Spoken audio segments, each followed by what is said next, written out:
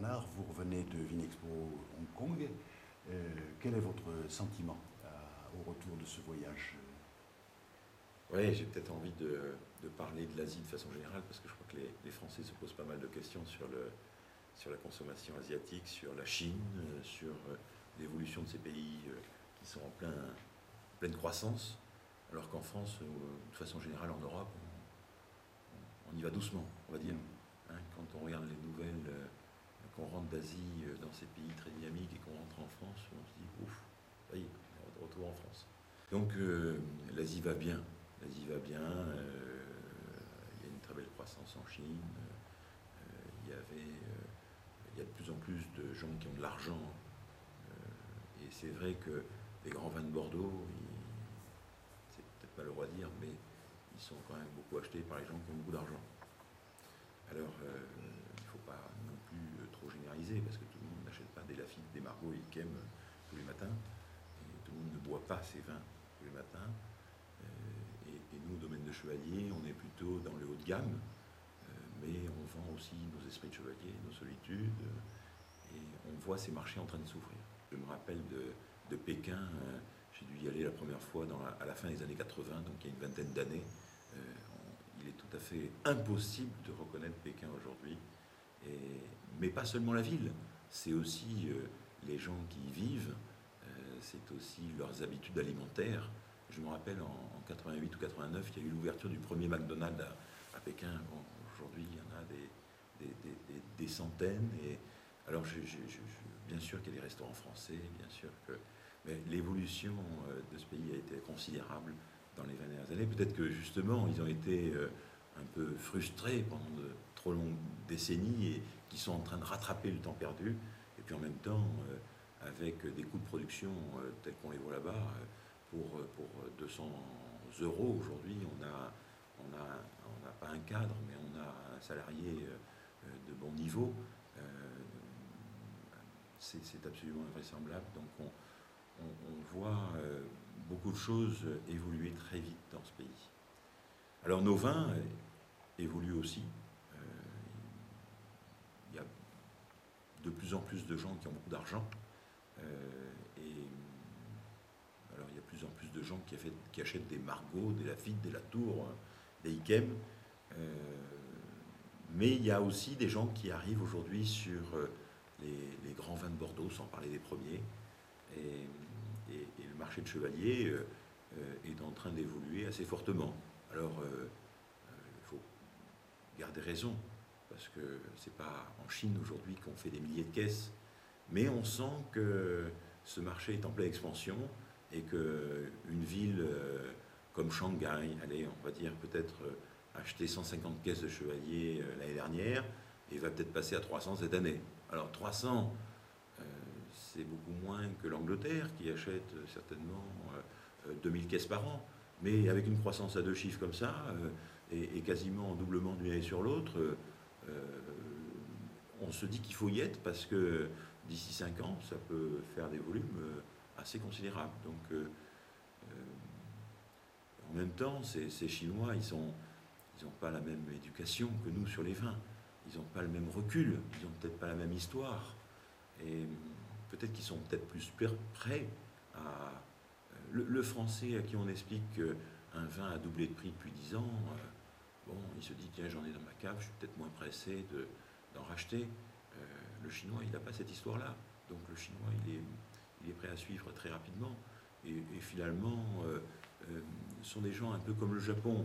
Ils n'ont pas de résidence secondaire, ils n'ont pas des appartements qui coûtent des fortunes, ils n'ont pas souvent de voiture, même si tout ça est en train d'évoluer. Ils ont 15 jours de vacances par an, donc ils n'ont pas les 35 heures, ni les 6 semaines ou les 5 semaines françaises. Donc ils ont finalement relativement peu de temps et relativement peu de choses à acheter.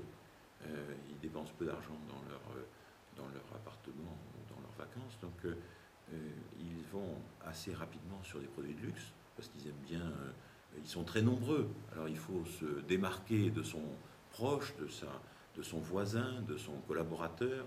Donc on achète le dernier sac Vuitton et puis on va dépenser dépenser de l'argent dans la restauration, parce que finalement, le peu de temps que l'on a, c'est pour manger, c'est pour le week-end, donc on va ne pas hésiter. Pendant la semaine, on va manger de façon rapide et pas chère, mais le week-end ou le soir, quand on va sortir, on va dépenser de l'argent dans un restaurant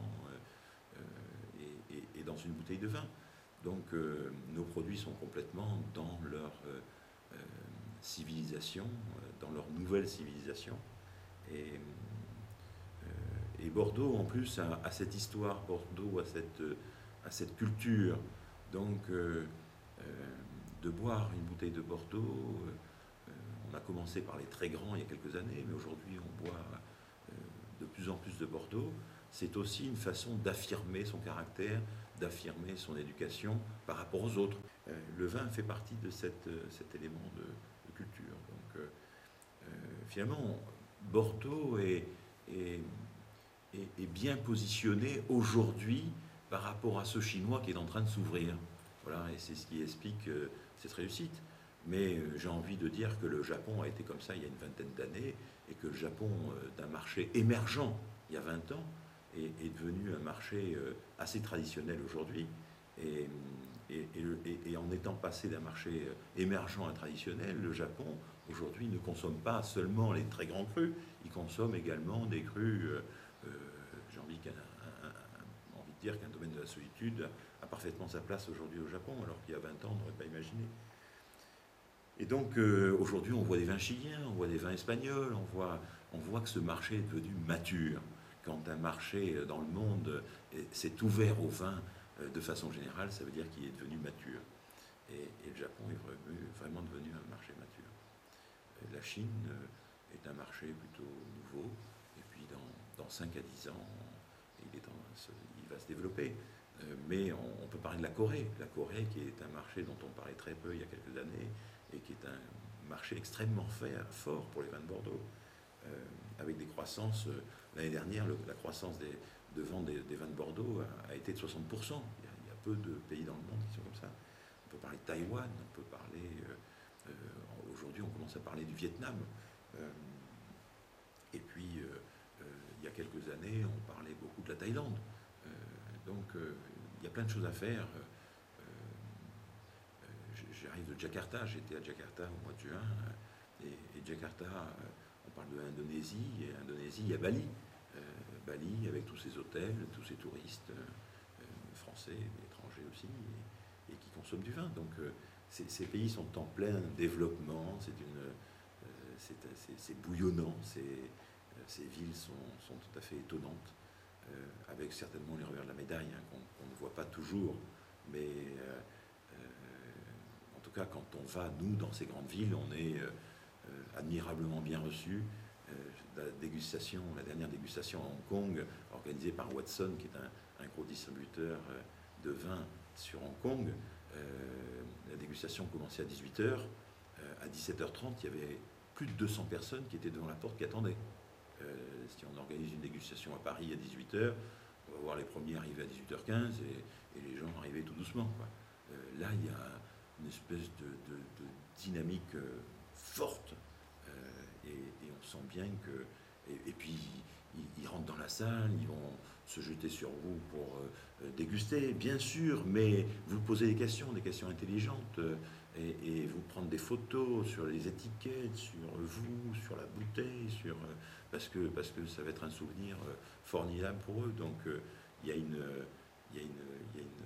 formidable dynamique sur nos vins dans cette région du monde. Et c'est vrai que les viticulteurs, quand ils rentrent en France, ils reviennent. On a l'impression qu'on pourrait planter 2 fois plus de vignes, ne serait-ce que pour satisfaire leurs demandes dans le futur. Bon, comme vous le savez, les terrains AOC, les grandes propriétés n'évolueront pas dans le futur.